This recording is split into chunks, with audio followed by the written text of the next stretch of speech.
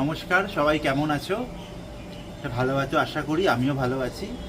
একটু পড়ানোর ব্যস্ততায় জন্য অনেকদিন ভিডিও করা হয়নি। অনেকদিন পরে তোমাদের কাছে ফিরে এলাম। তো আজকে ভিডিওতে আমরা যেটা একটু বলবার চেষ্টা করছি বা আলোচনা করার চেষ্টা করছি, যারা মাধ্যমিকের যদি আমরা স্টুডেন্ট যারা আমরা আছি, যারা পরের বছর মাধ্যমিক দেবো 2027-এ, তা আমাদের সবারই ফার্স্ট সামেটিভ এক্সাম চলছে বা শেষ হতে চলেছে। তা এর পরের যে মাসগুলো আছে, মে, জুন, জুলাই, আগস্ট থেকে শুরু করে আমাদের ডিসেম্বর পর্যন্ত, তা এই যে আমাদের টাইমটা আছে, টাইম স্প্যানটা আছে, এর মধ্যে আমাদের সিলেবাস শেষ করতে হবে, আমাদের রিভাইজ দিতে হবে, আমাদের সিলেকশন বা টেস্ট পরীক্ষা দিতে হবে, মক টেস্ট দিতে হবে, বারবার রিভাইজ করতে হবে। তা এতগুলো জিনিস কিন্তু আমাদের মেনটেন করে চলতে হবে। তো কীভাবে মেনটেন আমরা করতে পারি তা যদি আমরা একটু জেনে নিই, ধাপ বাই ধাপ বা স্টেপ বাই স্টেপ। তো অন্যান্য বছর আমাদের কী হয়, আমরা ফার্স্ট টার্ম দিই, তারপর সেকেন্ড টার্ম দিই, তারপর অ্যানুয়াল যায়। অ্যানুয়ালে অনেক সময় পুরো সিলেবাস থাকে না, বা আমরা শুধু বই, এক্সারসাইজ, পরীক্ষা দিয়ে আমরা ক্লাস উঠে যাই। কিন্তু এবছর সিনারিওটা ডিফারেন্ট ফর ক্লাস 10। তা আমি বলবো, যখন আমাদের সেকেন্ড সেমিস্টার বা সেকেন্ড ইউনিট টেস্টে পড়া শুরু হচ্ছে, তা সেই পড়াটা যদি আমরা এমন করে করতে পারি যে সেকেন্ড সামেটিভের পড়াও করছি, সাথে আমরা যদি প্রত্যেক দিন 30 মিনিটস থেকে 1 আওয়ার এই টাইমটা যদি আমরা রেখে দিই, প্রত্যেক দিন পার ডে চেষ্টা করবো রেখে দেওয়ার, যে ফার্স্ট সামেটিভের পড়াটা রিভাইজ দেওয়ার। আমাদের কাছে সপ্তাহে 7 দিন, 7 ডেজ, সাবজেক্টও 7। তা আমরা যদি per day Bengali, English, history, geography, physical, life science, history, geography, math এমন করে সেপারেট করে নিই আমাদের সুবিধার মতন, তাহলে কিন্তু ওই 7 ডেজে আমরা ফার্স্ট সামেটিভের যে পার্টটা আছে আমরা রিভাইজে রাখতে পারি। কেন, যেই সেকেন্ড সামেটিভ হয়ে যাবে আমাদের, আমরা কিন্তু চলে আসবো টেস্টে।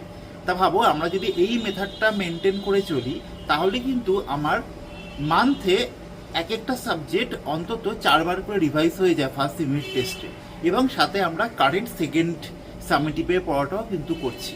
যদি এই মেথডে চলি, যখন আমার সেকেন্ড সামেটিভ হয়ে যাবে, আমি যখন সেপ্টেম্বরে চলে আসব, তখন কিন্তু আমার ফার্স্ট সামেটিভ এবং সেকেন্ড সামেটিভ দুটো সামেটিভের পড়াই কিন্তু আমার গ্রিপে থাকবে। আমার প্রিপারেশন কিন্তু 50% ওখানেই কমপ্লিট হয়ে যাবে।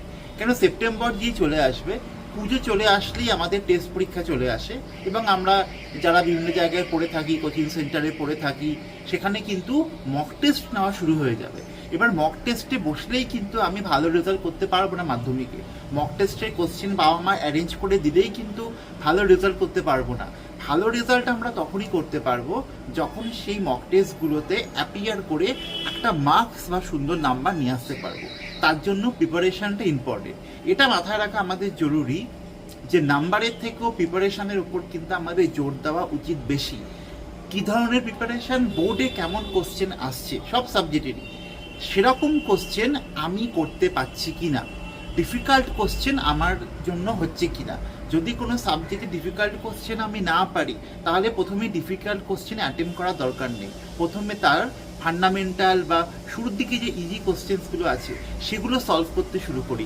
লেখাটা কিন্তু খুবই ইম্পর্টেন্ট, লিখে লিখে পড়াটা কিন্তু খুবই ইম্পর্টেন্ট। আমার কাছে যদি আমি কোনো একটা চ্যাপ্টার পড়ি, আমি ফিজিক্যাল সায়েন্সের কোনো একটা চ্যাপ্টার পড়লাম, আমি ফিজিক্যাল সায়েন্সের ইলেকট্রোলাইসিস পড়লাম, তড়িৎ বিশ্লেষণ পড়লাম, তা পড়ে আমরা কি করতে পারি, আমরা এক্সারসাইজ সলভ করতে পারি, নগদ তো অসুবিধা নেই।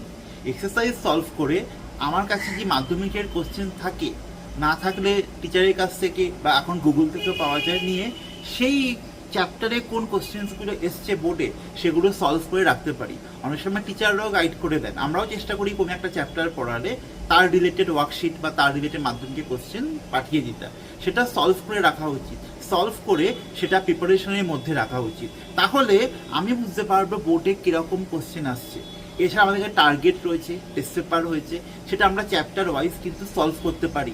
কেমন সলভ করতে পারি, যে আমি কোশ্চেনটা দেখে আমার মাথায় আসছে কি না। যদি মাথায় আসে, লেখার দরকার নেই। যদি মাথায় না আসে, লেখা উচিত। আমি বুক দেখে লিখতে পারি, নিজে বুদ্ধি খাটিয়ে লিখতে পারি, টিচারের কাছ থেকে গাইড নিয়ে লিখতে পারি। তো এভাবে প্রিপারেশন করলে কিন্তু ভালো। প্রিপারেশন মানে হচ্ছে কারেন্টটাও পড়ছি, রিভাইজও রাখছি, এবং দেখছি মাধ্যমিকে তার রিলেটেড কী কোশ্চেন এসছে। তো এমন করে যদি আমরা চলি, তাহলে কিন্তু 90 থেকে 95% আমাদের জন্য কোনো অসুবিধাই ব্যাপার নয়। এটা মনে রাখা দরকার, ভালো রেজাল্ট করতে হলে প্রিপারেশনটা খুব গুরুত্বপূর্ণ। ব্রেনের কিন্তু কোনো রিলেশন নেই। যার ব্রেন ভালো সেটা তো একবার পড়ে গিয়ে লিখছে, আর যারা আমার মতন যারা একটু মাঝারি মানের স্টুডেন্ট ছিল, অনেকবার পড়তে হতো, তারা হয়তো 5 বার গিয়ে পড়ে লিখছে। কিন্তু লেখাটা ইম্পর্টেন্ট। আমি মাধ্যমিকে ঠিক লিখছি কিনা, মাধ্যমিকে টিচার ঠিক অ্যান্সারটা খোঁজে, এটা আমাদের জন্য খুব গুরুত্বপূর্ণ সব সাবজেক্টেই।